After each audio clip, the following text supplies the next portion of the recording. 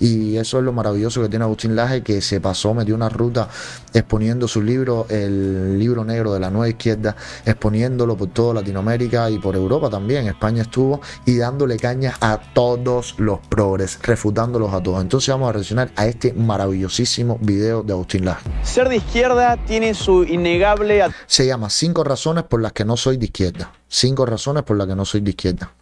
Échate esto. Atractivo en los colegios, las universidades, los medios de comunicación. Todos los días nos dicen que para ser buenas personas, para tener supuesta empatía y para, por supuesto, estar a la moda, uno tiene que ser un buen izquierdista. Pero yo elijo rechazar categóricamente a la izquierda y en este video te doy mis 5 razones. Tipo es brutal. Agustín Laje, 5 razones para no ser de izquierda. Que nacen en el marco de la Revolución Francesa. Los jacobinos, la primer fuerza de izquierda, por así decirlo, del mundo occidental, fueron los primeros en establecer un gobierno de partido único, que a través del Comité de Salvación Pública asesinó a más de 35.000 personas por no adherir o por oponerse al régimen revolucionario a través de lo que se llamó el terror. Pero el siglo XX vería llegar al poder a la izquierda socialista a través del movimiento comunista bolchevique, de tipo marxista-leninista y maoísta. Entre 1917 y 1991, estos llevaron adelante las matanzas más cruentas de nuestra historia moderna.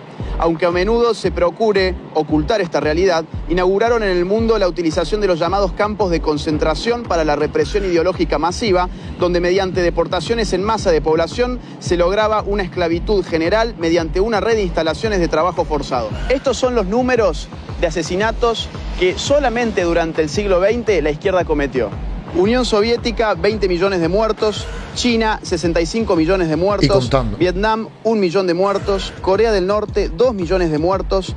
Camboya, 2 millones de muertos. Europa Oriental, 1 millón de muertos. América Latina, 150.000 muertos. África, 1.700.000 muertos. Afganistán, 1.500.000 muertos.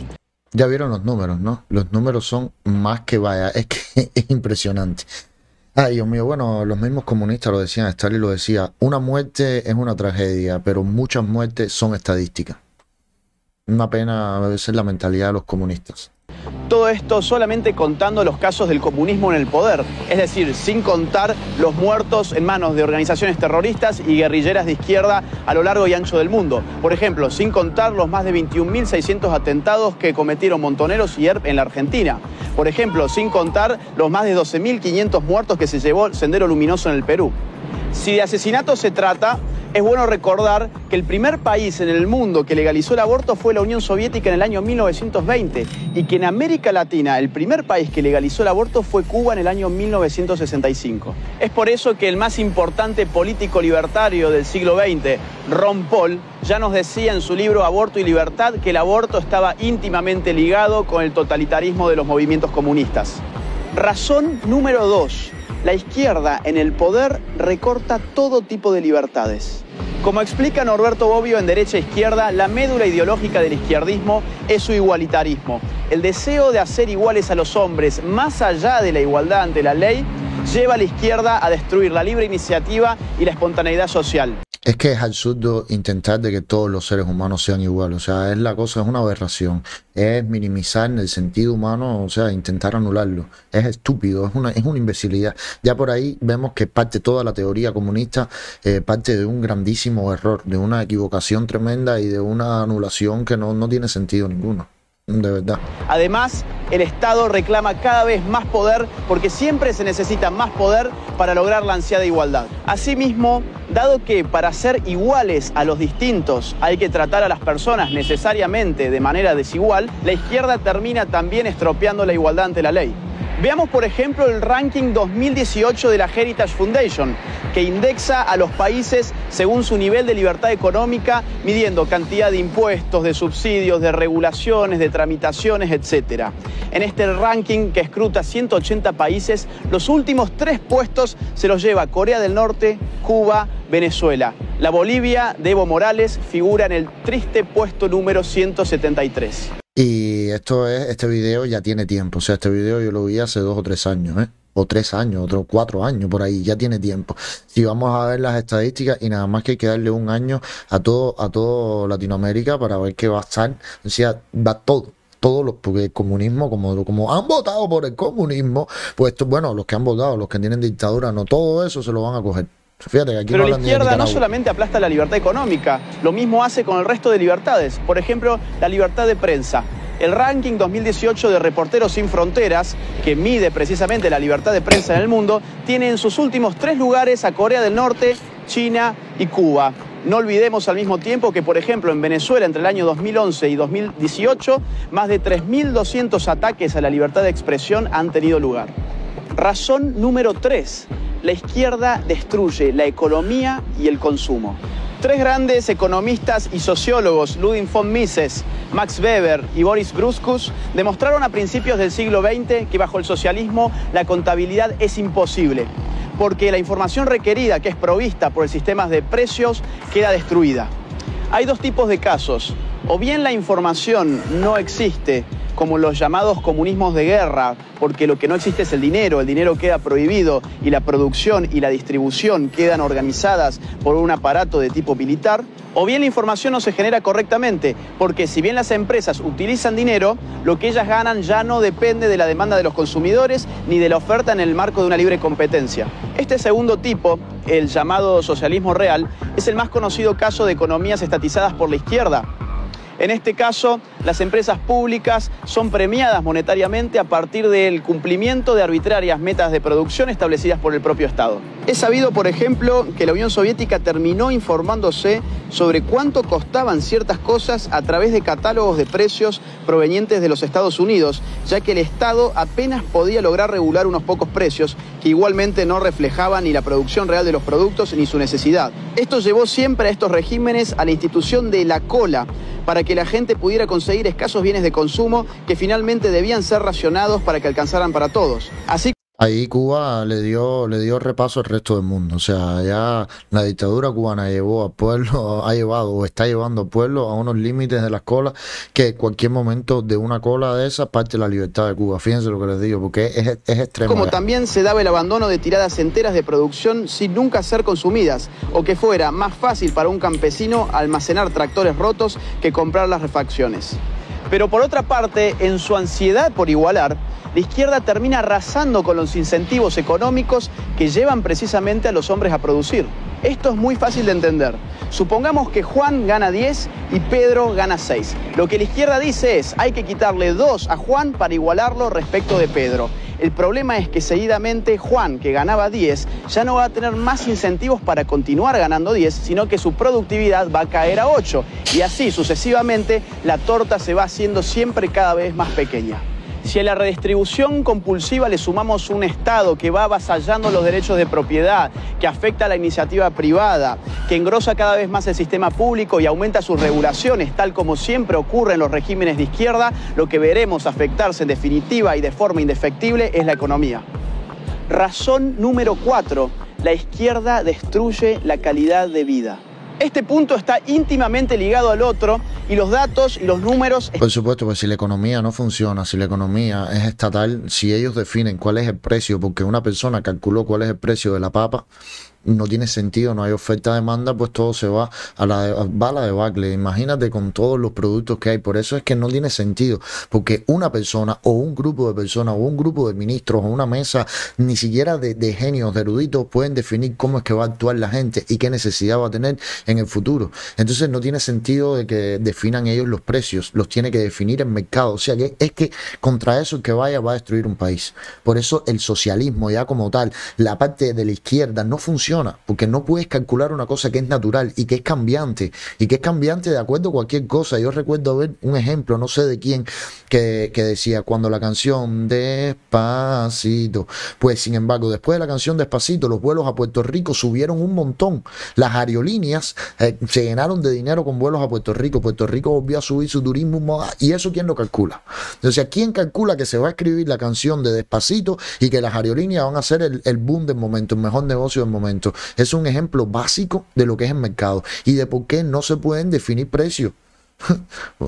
Así de fácil. Y entonces, por supuesto, eso va ligado estrechamente con la calidad de vida. Están a la vista de todos. Por ejemplo, Ucrania. Stalin, entre el año 1932 y 1933, provocó una histórica hambruna en ese país, en la cual murieron de hambre más de 4 millones de personas. Y para el año 1934, el índice de natalidad había bajado hasta un 40%.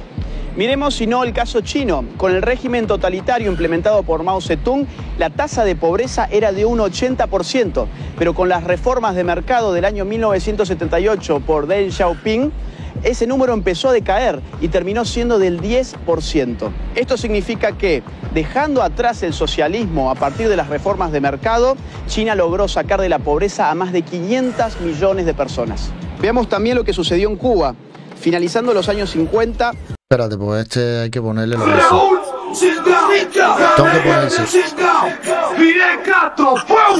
El más grande de todos, señores. Es de eso que no les quepa duda. Antes de la revolución de Fidel Castro, el Atlas Económico Mundial de Ginsburg colocaba a Cuba como el tercer país de mayor ingreso per cápita de Latinoamérica, después de Argentina y Uruguay. Hoy, Cuba ocupa el penúltimo puesto del ranking, con $7.602 del PBI per cápita, mientras que en Chile, por ejemplo, el ingreso es de $27.058 per cápita, y el primero en América Latina en el Índice de Desarrollo Humano de la ONU.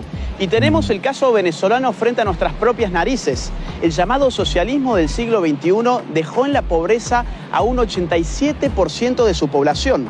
En el año 2017, por ejemplo, el 64.3% de los venezolanos bajó de peso un promedio de 11,4 kilogramos. Espérate un momentico para responderle rápido aquí a Denis Alberti, por supuesto.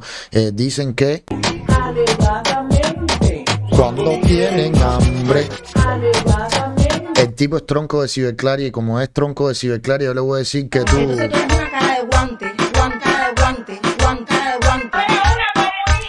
Pues todos los careguantes estos que están suscritos a mi canal, gracias por estar suscritos. Dicen, más decepcionado después de ver el video de tu guaje cibernético. No fue cibernético, yo estaba frente a la embajada. No fue guaje cibernético, yo estaba ahí. Quienes se escondieron fueron ellos. En la embajada que no tiraste un cacatof, no tengo que tirar cacatof porque a mí ellos no me pueden venir a reprimir. ¿Ves? Esa es la diferencia con Cuba. Cuando el cubano sale a la calle a pedir libertad, vienen los boinas negras, la policía y van a reprimir al pueblo cubano. Yo estaba ahí, que éramos dos y le estábamos gritando a 30 gente que hay adentro y no se atreven a salir. Entonces no tengo que tirarle cacatof porque ellos no tienen el valor siquiera de cruzar la puerta. Entonces los cobardes son ellos, no fue guaje cibernético porque estaba ahí. Oíste, guaje cibernético es lo que haces tú. Te lo dejo ahí. Y el 76% de la población escolarizada hoy no concurre a clases por no tener alimentos en sus estómagos. La penuria también se puede medir por la emigración. 4 millones de venezolanos han abandonado Venezuela desde la instauración del chavismo. Eso es de hace 4 años. No importa que vivas bajo un océano de petróleo, la izquierda siempre empobrece a la gente. Y finalmente, razón número 5, la izquierda es la religión laica de los resentidos sociales. Totalmente. La frustración es una realidad psicológica de la cual nadie está a salvo. Es propio de la limitación humana no lograr aquello que nos proponemos en todos los casos. Siempre hay algo que no conseguimos ni podremos conseguir. El ser humano, por definición, es falible. Acá es donde la izquierda interviene, calmando la frustración y trastocándola por resentimiento. Lo que la izquierda te dice es, vos no tenés ninguna responsabilidad individual sobre tus actos. Vos sos una simple víctima más de un sistema esencialmente injusto que te llevó a fracasar. La izquierda le ofrece al... Y le faltó, y la culpa es del imperialismo yanqui. Resentido, un alivio de tipo psicopolítico, construyéndole un enemigo abstracto en el cual poder depositar todas sus frustraciones. Llámese capitalismo, patriarcado, heteronormatividad, imperialismo, colonialismo o como ustedes quieran. Pero de la frustración por conseguir el mayor éxito no viene necesariamente el resentimiento. Puede venir el denodado esfuerzo hacia la autosuperación en la medida en que la persona identifique en su fracaso aquella cuota de responsabilidad individual que le compete y se proponga remediarla. Y decimos cuota porque la responsabilidad individual es siempre eso, una parte del fenómeno. El resentimiento proviene de la frustración cuando no se tiene la voluntad de hacer un análisis equilibrado entre el propio fracaso y las posibilidades de prosperar. De esta forma, forma, para proteger lo que queda de autoestima, se eliminan las responsabilidades individuales y se buscan solo los agentes externos como causa de los propios problemas, usando a determinadas estructuras sociales como chivo expiatorio. Iglesia, Estas son tan solo 5 razones de las tantas que podría darte. Si vos tampoco te considerás de izquierda, te invito a que levantes tu voz, a que no tengas miedo. Este es el momento de hablar contra ideologías perniciosas que se nos venden como modas y que no son otra cosa que una pieza más del establishment. Totalmente, señores. Agustín Laje, maravilloso. Gracias por ese gigantesco video. Que es una locura este tipo. Este tipo es brutal, señor.